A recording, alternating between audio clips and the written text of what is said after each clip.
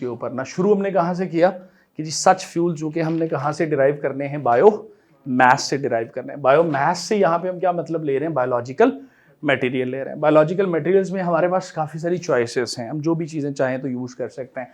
For instance आप देखें यहाँ पे हमने किसको लिख लिया है, प्लांट्स वेस्ट को लिख लिया, क्रॉप्स के रिमेन्स को लिख लिया, एनिमल डंग को लिख लिया, शुगर रिच सोर्सेज को लिख लिया। शुगर रिच सोर्सेज में फर्दर जो है शुगर केन को लिखा, शुगर बीट को लिखा, फिर ऑयल रिच सोर्सेज में आ गए। अब ऑयल रिच सोर्सेज में ऑयली प्लांट्स भी लिखे, ऑयली सीड्स को भी हमने कोट कर दिया, एनिमल फैट को भी कोट कर दिया। फिर उसके बाद हम आगे कि जी इसकी हमारे पास 3 टाइप्स देखने को मिल रही हैं।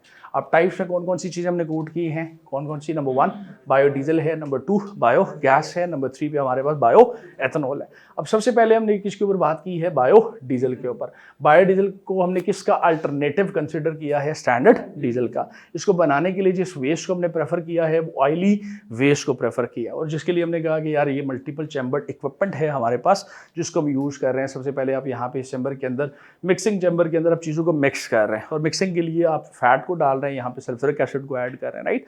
फिर उसके बाद जो है ना सारी की सारी चीज़ों को मिक्स करने के बाद जो है रिएक्शन चैम्बर में जाके यहाँ पे एज अ कैटलिस्ट जो है किसको ऐड कर रहे हैं हम, मेथनॉल को, जो आगे चल के हमें हेल्प करेगा किसके अंदर, ऑयल एक्सट्रैक्शन में। अब ऑब्वियसली डिजायरेबल प्रोडक्ट हमारी यहाँ पे क्या थी, वो ऑयल थी। ऑयल को हमने अलग किया, अलग करने के लिए हम यहाँ पे किसके अंदर लेके आए चीज़ों को, सेपरेटर। सेपरेटर के अंदर सेंसर्स भी लगे हुए हैं, टॉप पे अलग से सेंसर है, बॉटम पे अलग से सेंसर मौजूद है, जिसकी वजह से नीचे अलग से चीज़ें जो है वो सेटल हो गई अदर देन ऑयल, और ऊपर जो ऑयल है वो अलग से सेपरेट हुआ है। करेंगे पॉइंट। अब ऑयल को यहाँ से अलग करेंगे और साथ में मिक्सिंग करेंगे, और जो रिजल्टेंटली प्रोडक्ट हमारे पास बनी वो क्या बनी, बायो डीजल की, जिसको आगे हम मल्टीपल पर्पसेस के लिए यूज़ कर सकते हैं। फॉर इंस्टेंस हम उसको ट्रांसपोर्ट रन करने के लिए यूज़ कर सकते हैं, अपने इंडस्ट्रियल इक्विपमेंट्स को यूज़ करने के लिए रन कर सकते हैं, जनरेटर्स को रन करने के लिए यूज़ कर सकते हैं। फ़ायदे हमने क्या कहे, हमने कहा यार इसकी जो कंबशन है या बर्निंग है उसकी वजह से ना कम कार्बन डाइऑक्साइड इमिट होने के चांसेस हैं, कम जो है वो SO2 इमिट होने के चांसेस हैं, कम जो है वो मोनोऑक्साइड इमिट होने के चांसेस मौजूद हैं।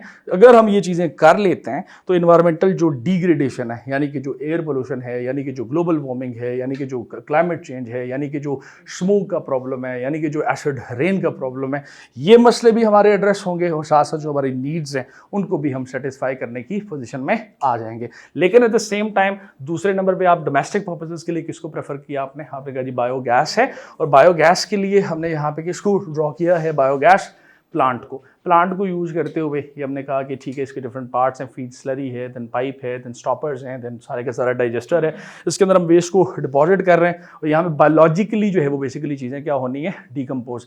अब बायोलॉजिकली चीज़ें डिकम्पोज करना बेसिकली जॉब है किसका, वो आपके बैक्टीरियाज का। आगे आपके पास बेशुमार चॉइसेस हैं, आगे आप चले जाएं, प्रोटोजोन्स भी हैं, एक्टिनोमाइसीट्स भी हैं, काफ़ी सारी चीज़ें आ जाती हैं, और रिजल्टेंटली 2 चीज़ें प्रोड्यूस हो रही हैं यहाँ पे, मीथेन और कार्बन डाइऑक्साइड। बल्कि चाहे तो नोट भी कर सकते हैं कि जो बायोगैस है it is a mixture of methane and carbon dioxide. Methane इसके अंदर होती ज़्यादा है, अप्रॉक्सीमेट जो है 70% इसके अंदर मीथेन होती है, और अबाउट 30% जो है वो इसके अंदर क्या रहता है, कार्बन डाइऑक्साइड रहता है। तो कम से कम अपनी डोमेस्टिक नीड्स को हम इसके ऊपर शिफ्ट कर सकते हैं।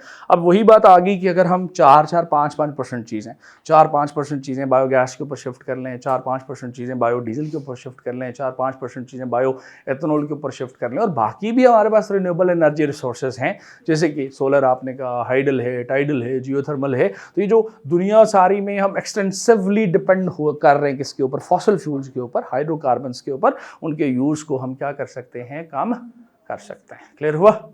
ओके, वेरी गुड, डन हो गया।